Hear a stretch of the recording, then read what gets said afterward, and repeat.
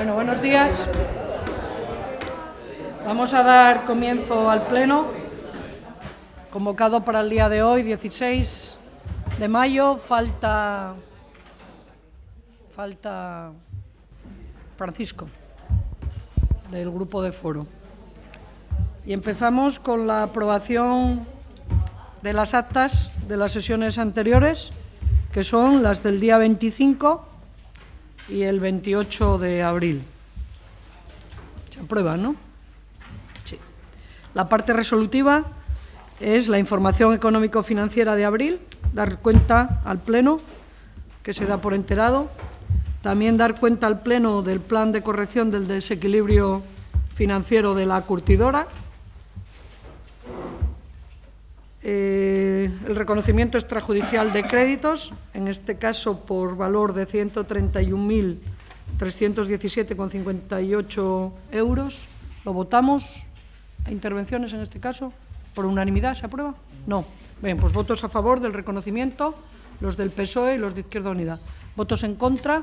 Ninguno. ¿Abstenciones? Las de Foro y Partido Popular. Muy bien, pues queda aprobado. Pasamos al punto número 4, que es un tema que se ha visto en Hacienda, aunque fundamentalmente es la modificación de las bases de ejecución 23 y 32 del presupuesto municipal, pero bueno, es una propuesta que procede del ámbito de los servicios técnicos. ¿La explicamos? ¿La explicas, Luis Ramón? Sí. Sí, ya. Buenos días. Ya se explicó en rueda de prensa a los medios y se explicó también a los portavoces. Pero bueno, por dejar constancia en el Pleno de cuál es el sentido de la decisión que se toma en las bases de ejecución del presupuesto. Bueno, desde el año 2006 el Ayuntamiento viene invirtiendo recursos en ahorro energético mucho antes de que empezara la crisis ya.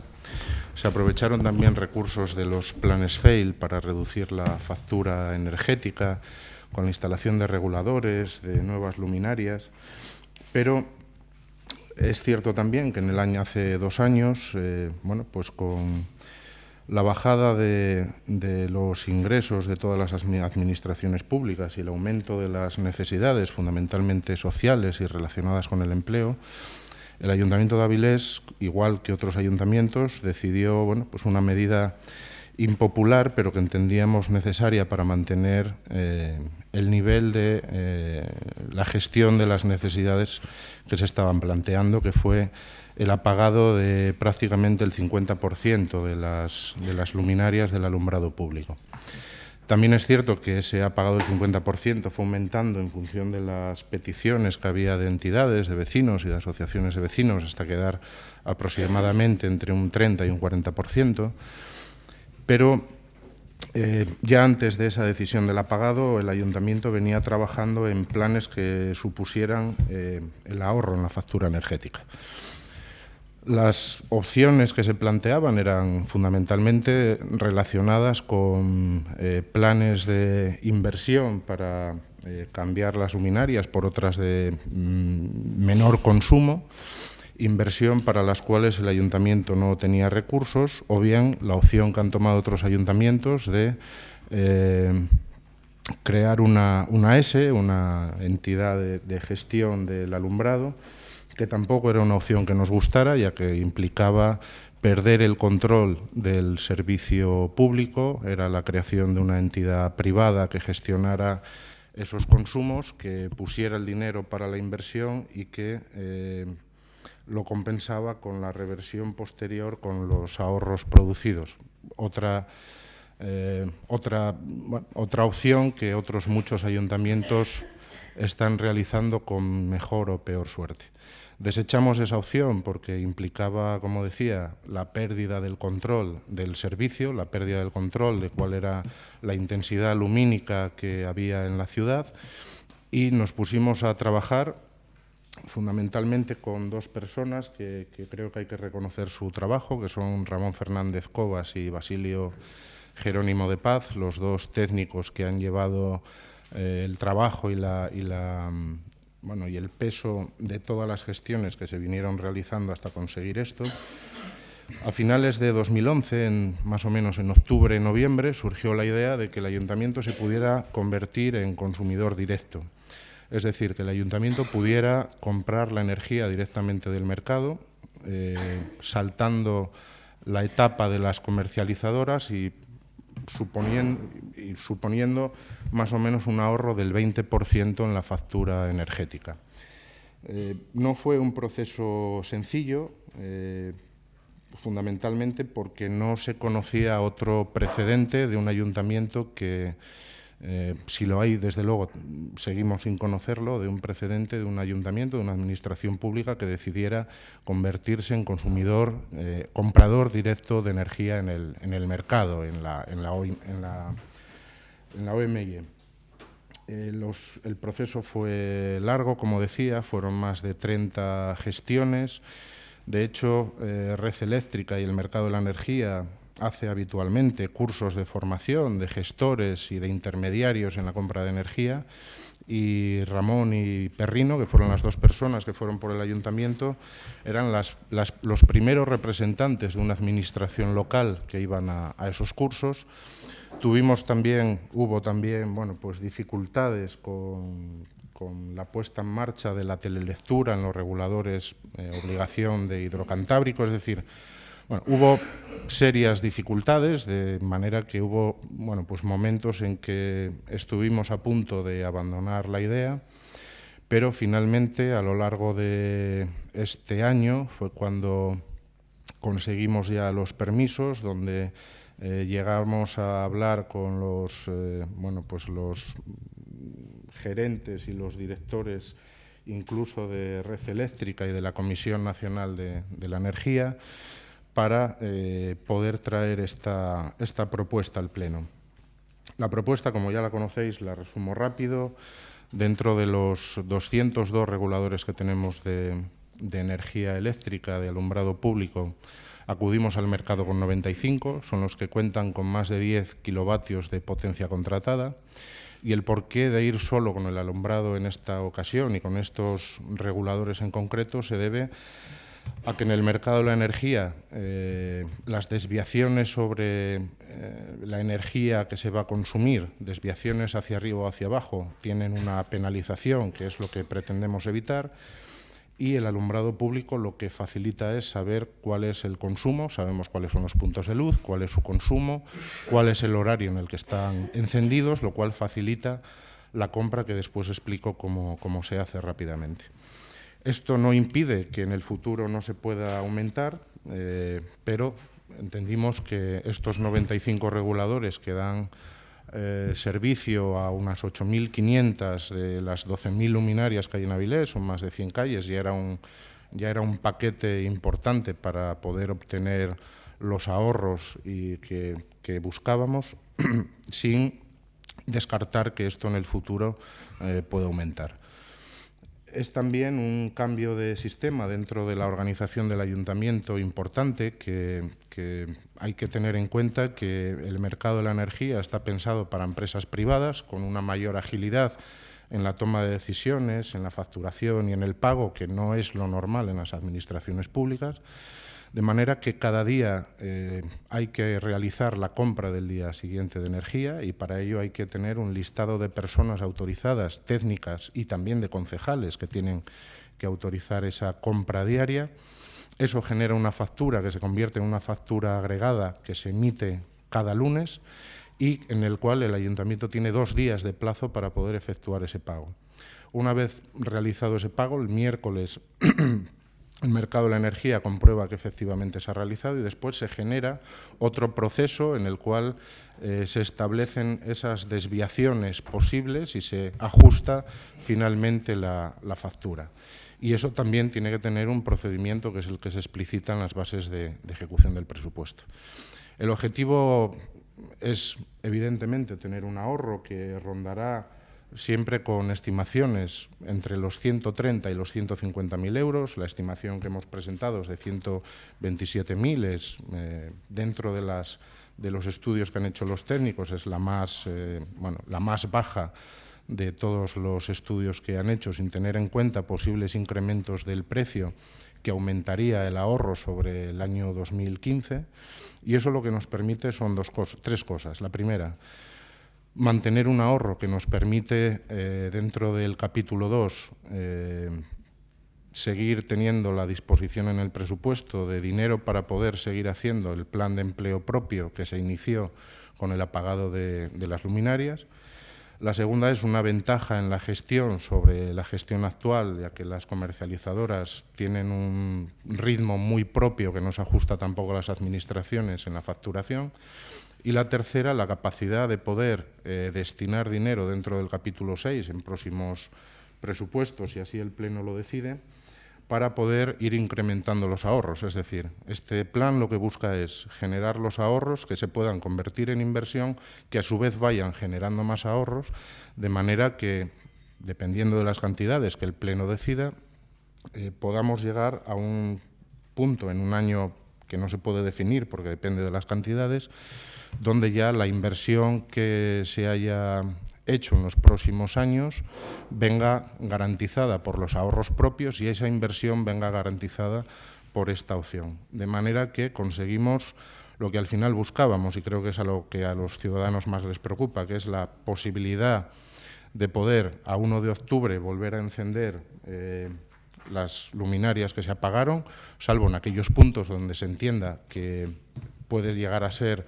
excesiva en el momento en el que estamos, y todo ello sin que se vea pues disminuidas las cantidades que en base a ese ahorro se dedicaron a otras políticas sociales. Gracias. Bien, pues después de la explicación pasamos a intervenciones de los grupos. Izquierda Unida no, Partido Popular sí. Sí.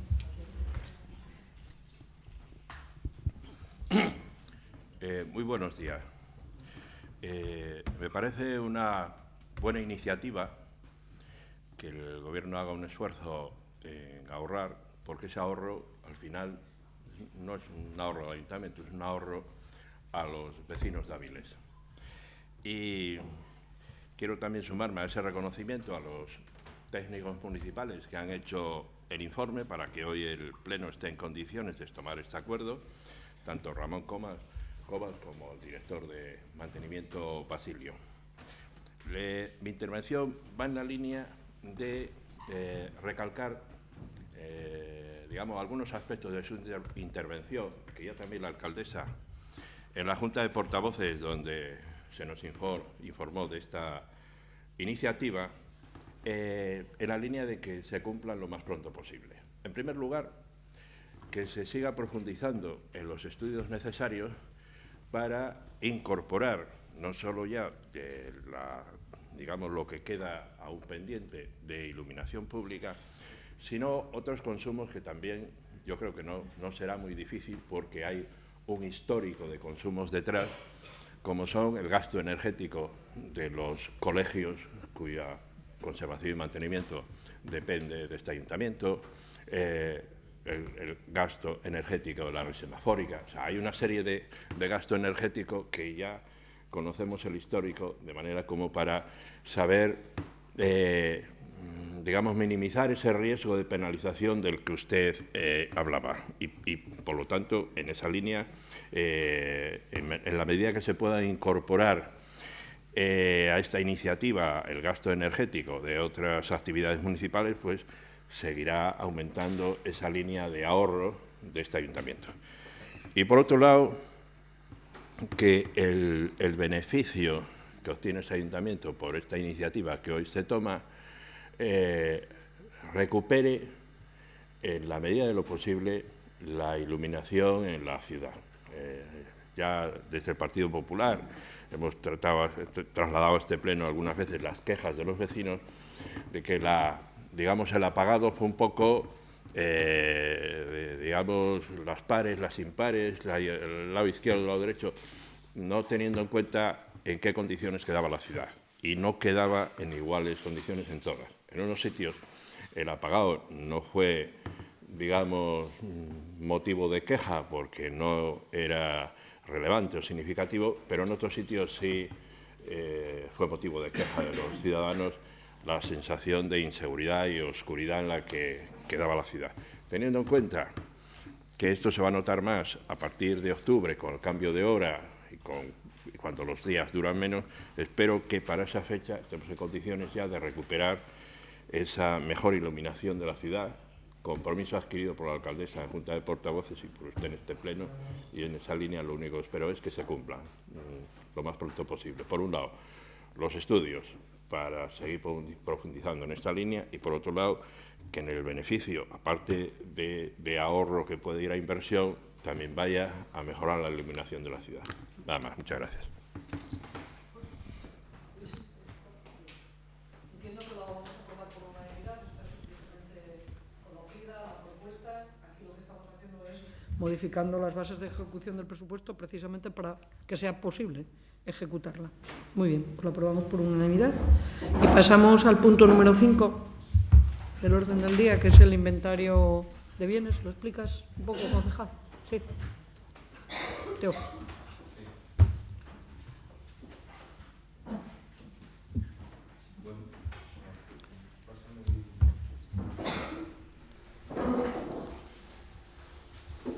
Buenos días.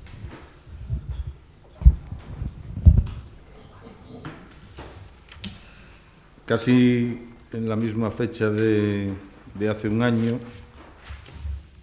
traemos al Pleno la aprobación del Manual de Normas y Procedimientos de Gestión Municipal de Bienes y Derechos del Ayuntamiento de Avilés, abreviadamente Inventario, con las modificaciones, con las altas y bajas que se produjeron durante el año 2013. En la propuesta que se hace al Pleno vienen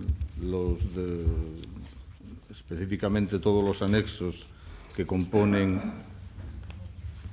estas altas, bajas y mejoras realizadas durante 2013 y vienen pues por distintas formas de clasificación para facilitar la localización siempre de cada una de ellas. Yo resumiría lo más significativo de estas variaciones que se produjeron en el año 2013. En el capítulo de altas, fundamentalmente es en cuanto al importe económico total, que fue de 8.207.000 euros, están motivados fundamentalmente por la incorporación del aparcamiento de las Meanas, que, como recordaréis, en la liquidación, cuando se abordó este tema, eran 6.147.000 euros, y la incorporación también del Museo de Avilés por 1.230.000 euros. En el capítulo de mejoras, las mejoras que se produjo en el patrimonio municipal se refieren fundamentalmente a la mejora en edificios e instalaciones, a la renovación de pavimentos y a las aportaciones de capital que hizo el ayuntamiento. En el capítulo de edificios, instalaciones y renovación de pavimentos se recoge un importe de 1.031.000 euros, y en el de aportaciones de capital, fundamentalmente, no fundamentalmente, sino que son concretamente a Curtidora y a Ruasa, por importe a la Curtidora de 300.000 euros y a Ruasa de 1,5 millones de euros. Total, hacen 2.993.000 euros de incorporación de mejoras. Y en cuanto a las bajas, son 968.000 euros en total. Fundamentalmente, en cuanto al importe económico, vienen motivados por las viviendas de colegios que fueron traspasadas a Ruasa y que formaban parte de esa ampliación de capital, y bajas fundamentalmente de maquinaria y vehículos, 875.000 en el caso de las bajas de colegios, y máquinas y vehículos 57.000 euros. Por tanto, pues podríamos decir que que hay un aumento del patrimonio municipal de 10 millones de euros si hacemos el neto entre la incorporación, las altas, las mejoras y las bajas que se produjeron. Yo quisiera destacar también que esta actualización que hacemos cada año del inventario municipal es una tarea que no muchos ayuntamientos hacen, que el inventario municipal aquí se hizo un gran esfuerzo en los últimos años por tenerlo actualizado, pero además de actualizado, incorporado también con la contabilidad y contrastado con la contabilidad y cuadrado con esa contabilidad municipal, porque no basta solo gestionar el inventario, sino que la contabilidad municipal debe de reflejar y coincidir con ese inventario en cuanto a sus valores. Y nada más. Muy bien. Y nada menos. Y nada menos. 10 millones de euros. ¿Alguien quiere intervenir? ¿No?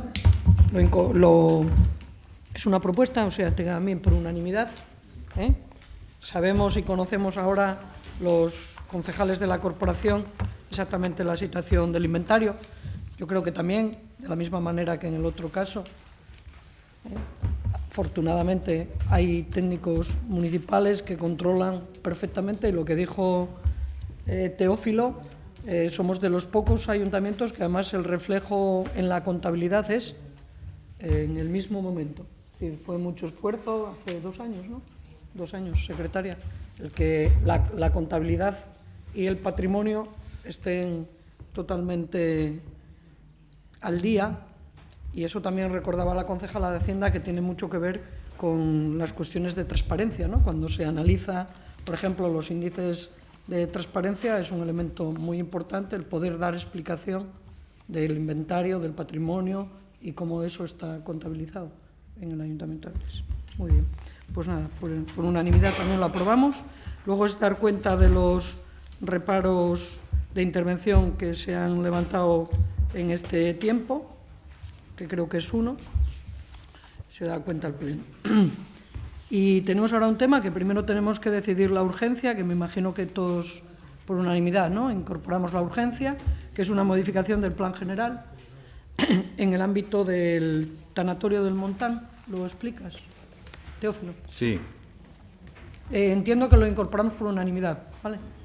Urgencia por unanimidad. Sí, se trata de promover esta modificación del plan general que viene motivado fundamentalmente por el planteamiento que nos hace el Tanatorio de Avilés de plantear algún aumento de sus prestaciones de servicios en el ámbito del tanatorio, creando un nuevo ámbito para el servicio al público en general ante determinadas situaciones que se producen y donde no se puede dar respuesta con los espacios actuales. Este planteamiento, por la ubicación de la edificación que pretenden hacer, motiva una modificación del plan, porque la propiedad, que son 2 fincas catastrales unidas, pero cuyos ámbitos vienen determinados por dos actuaciones de plan distintas. Una fue la donde se ubicó el primer edificio, o los edificios primeros del tanatorio, que era un plan especial como área de planeamiento incorporado, que se llamaba, con un plan especial, y era suelo no urbanizable. Ahí se edificó lo que es el tanatorio, y posteriormente parte de esa propiedad de ellos entró dentro de la actuación del plan también, que lo conocemos como el plan de actuación de Valgranda, en el que prácticamente un 70% de la propiedad quedó en ese ámbito, y fue donde se hicieron los aparcamientos escalonados que conocemos del tanatorio. como la edificación o la propuesta que tienen pertenece a esos dos ámbitos de actuación distintos, aunque la propiedad es común, es necesario que haya una modificación de plan para que la calificación de esos terrenos tenga la misma consideración. Es decir, uno era suelo no urbanizable, el otro quedó configurado como suelo urbano consolidado debido a la actuación de Valgranda, y ahora, si la intervención que quieren hacer afecta a las dos, es necesario que haya una coincidencia en la calificación de esos terrenos. Es evidente que la primera parcela, que era considerada como suelo no urbanizable, contiene ya todos los servicios, contiene las edificaciones y servicios suficientes para considerarlo también suelo urbano consolidado, y no hay ningún motivo para que no puedan, mediante esta modificación, unirse en un suelo común que se denominará modificación de normativa zonal número 58, porque así lo establece el plan. Entonces, las dos áreas se van a unir en una única, cuya denominación será esa. Yo creo que la explicación es, quizá desde el punto de vista urbanístico pueda ser más técnica, pero yo creo que para que lo entendamos todos, y creo que es mucho más evidente que lo que se hace es esta modificación, que no implica ningún cambio en ninguna de ellas, sino simplemente la consideración y la decisión de que ambas zonas constituyan una misma área que tenga esa misma calificación y que pueda permitir pues la construcción en cualquiera de lo que antes eran las dos parcelas, simplemente pues bueno, con la presentación correspondiente del proyecto, pero ya sin implicaciones de ningún tipo de